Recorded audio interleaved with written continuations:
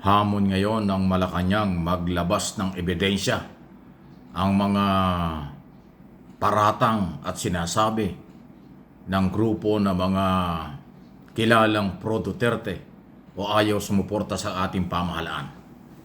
Ang sabi ngayon ni Undersecretary Claire Castro, dapat may pagpapatunay, dapat may ebidensya, hindi pwede yung puro paratang lang, puro salita lang. At kanyang tinukoy dyan ay yung mayor ng Baguio City na si Benji Magalong, retired general ng PNP na mayor ngayon ng Baguio City, na maraming binabanggit tungkol sa anomalya umano sa mga project, sa ayuda, pero wala namang malinaw na dokumento at hindi naman nagpapile ng mga kaso laban sa mga taong sinasabi niyang gumagamit ng mga illegal na paglalabas ng pondo ng pamahalaan. Ang Pangulo hindi pwedeng kasuhan dahil hindi pwedeng kasuhan ang nakaupo na presidente. Pero yung mga cabinet secretary, congressman o kung sino man na sinasabing involved yan ho sa di umani korupsyon, dapat daw ay magpakita ng dokumento or ebidensya kasi rule of law ang pinapairal. Hindi lang si Mayor Magalong.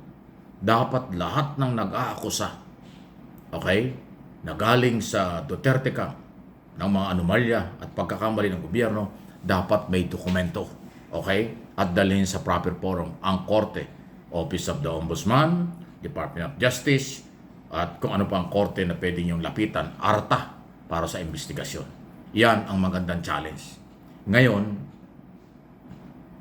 nasa mga nagpaparatang na kung paano nila sagutin yan at paano nila panindigan yan.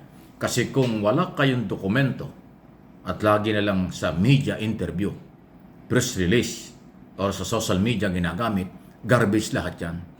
Kasi ang paratang sa korupsyon at iba pa na sinasabing labag sa batas, hindi pwedeng sa media o social media lang.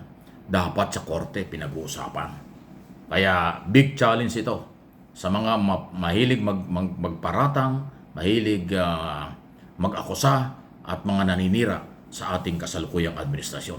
Hindi na kayo pababayaan na manatili ang inyong paninira sa gobyerno. Hinahamon na kayo at pinapanagot na kayo. Pumarehas kayo ng mga tumitira sa ating pamahalaan. Yan ang gustong palabasin ng Malacanang ngayon, na hindi pwede ang puro kwentong kanto lang. Okay? So yan, hindi lang si Magalong. Mayroon mga nagsasabi niya, may mga politiko, kung ano mga sinasabi, kung na mga below the belt, hanggang doon lang yon. Di ba kayo nagsawa? Halos 3 taon na kayo na puro paratang. Wala naman kayo napatunayan. Tuloy si Duterte ang nakulong. Tuloy si Duterte ang ngayon ang nandun sa ICC. Na inyong idolo para sa mga pagmumura, paratang, paninira, panlalait sa kapwa, panlalait sa Pangulo at sa mga opisyalis ng pamahalaan, kasama na ang Kongreso. Ayan ang nangyari sa inyo ngayon. Okay? Sunod na ating pag-usapan, Article of Impeachment laban kay Sara Duterte, natanggap na raw po ayon sa prosecution panel. Kasi ganito pala ang ginawa ng prosecution ng Kongreso. Sinulatan nila si Senate President at sinabi na kung pwede isomon na si Sara Duterte para maiparating sa kanya ang opisyal na mga record ng 7 article of impeachment para pagdating ng actual na impeachment trial ay tuloy-tuloy na. Pero hindi ginawa ni Escudero, sa halip ni-reject yung proposal o request ng Senado. Dahil dyan, ang ginawa ng prosecution panel ng Kongreso, sila na yung nagpadala. Sila na yung umaksyon at pinadala na sa Office of the Vice President. Ang problema, hindi pa nakikita ni Sara. Kasi si Sara ay nasa Europe, nasa Netherlands. Hindi ko alam kung anong ginagawa niya. Sabi nga ng Malacanang, nasaan ba ang Vice President? Ano bang ginagawa niya? Bakit lagi siya nasa abroad? Ayan o, hinahanapan na siya. So kahit wala siya, nandiyan naman ang kanyang opisina, ipinarating na ho sa Office of the Vice President. Yan ay magandang pagkakataon sa side ng Defense Council kasi mapapag-aralan nila, maaaral nila ang bawat kaso, 7 article of impeachment, graft in corruption, okay? At higit sa lahat ay yung pagmumura at pagtangka sa buhay ng Pangulo.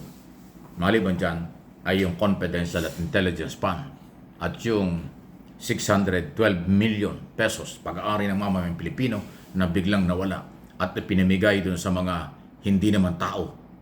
Kasi walang record sa Philippine Statistics Authority si Mary Grace Piatos, Kokoy Benjamin, yung alias Dodong kung sino-sino, alias Suka, Asim Suka, kung sino-sino mga aliases, hindi naman po tao. Kasi sabi ng PSA, Philippine Statistics Authority, walang birth certificate, walang marriage contract, wala ring death certificate. Ibig sabihin, hindi yan tao. Pero yun daw ang pinagkagastusan ng confidential fund. Kasama yan doon sa 7 article or of impeachment. Ayan, tingnan natin. Hindi ngayon due process. Kinasuhan, binigyan pa ng kopya para magandang laban. Kasi kung alam mo ang kaso, mapapag-aralan mo, ayun po yung dapat na pagpasalamatan ng kampo. Hindi yan harassment.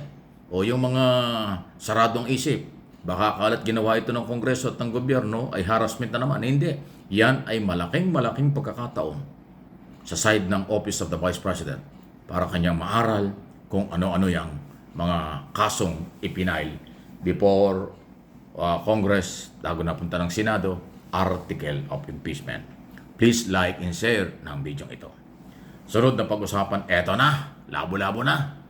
Local candidate mula governor down to konselor kasama ang mga district congressman. Upisan na ho ang kampanya Luzon, Visayas at Mindanao. Okay? So magkakabarangay, magkakapamilya, magkakapuso, magkakapatid, kamag-anak, ay laban-laban. Kaya sana ho ay walang personalan. Naging issue lang. Kahit magkapatid, magkamag-anak, magkalaban ng sinusuportahan, huwag yung personalin. Mainit po ang eleksyon. Mainit pa naman ang panahon. So, umpisa na ho ang kampanya. Nauna ng mahigit na 1 buwan ang mga national candidate na party list at mga senador. Ngayon, sama-sama na. Ito na yung malaking gastos. Malaking gastos ng mga national candidate kasi yung mga local candidate aasa sa national candidate. Pag hindi nabigyan ng pera at panggastos, hindi iboboto yan. Pero para naman ikaw ikampanya at tulungan, gagastos ng malaki ang mga national candidate na pro-senador para tulungan ng mga local candidate. From governor down to councilor ng mga city and municipalidad. Sa buong bansa po yan. Okay? So, hangad natin ang kapayapaan, huwag haluan ng personal. Gusto nyo maglingkod sa bayan, pumarehas kayo. Vote buying, bawal. Pandaraya, panglalamang sa kampanya, bawal. Lahat ng lalabag sa election code o election law ay bawal. Kaya kailangan po maging kaparehas. Total, lahat kayo'y nag-a-apply. Libo, mas maraming kandidato sa local position. Kaya mas mainit ang kampanya. Mas dadami ang motorcade, mga rally, mga medical mission, lahat ng klaseng gimmick. Pero paalala lang, huwag naman yung abusuhin. Oversize ng inyong mga poster, streamer, bawal yan. Hindi po nagbibiro ang COMELEC. Pananagutin kayo pag sumobra ang inyong mga election paraphernalia sa kung saan-saan nakasabit, saan-saan nakadikit, o oversize, yan po ay magiging ebidensya against you. Pwede kayong hindi makaupo kahit kayo manalo. Hindi ibig sabihin nanalo kayo, tuloy-tuloy na hindi yan. Pag nakakita ng mga kaso for disqualification dahil paglabag sa mga batas ng eleksyon at yung mga oversize, sobrang paggastos sa eleksyon, oversize na mga eleksyon paraphernalia, ground for disqualification kahit manalo pa kayo. Paalala lang, hindi pananakot. Kailangan maging mainahon ang labanan at kampanya. Election lang ito. Election lang yan. Lilipas pa rin yan. Please like and share ng video.